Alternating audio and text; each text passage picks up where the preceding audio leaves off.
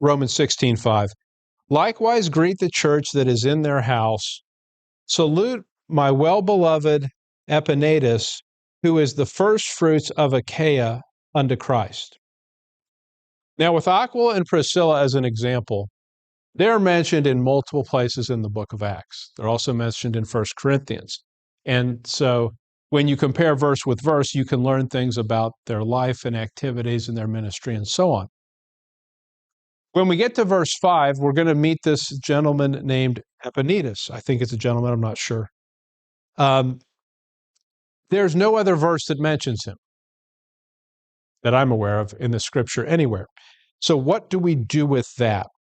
We learn from this verse, he's the first fruits of Achaia unto Christ. So obviously it seems he was saved in Achaia.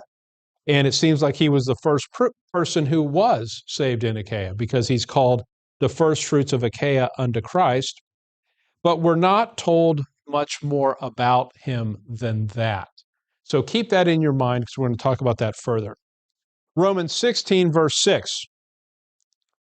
Greet Mary, who bestowed much labor on us. Have you ever done a study on the Marys in the scripture? What do you quickly realize? There's more than one. And it can be hard to keep them all straight as to who is doing what. So we encounter in Romans 16:6, there's a Mary here. There's more than one Mary in the scriptures. What we know from verse 6 is she bestowed much labor on us, but we don't know a lot beyond that.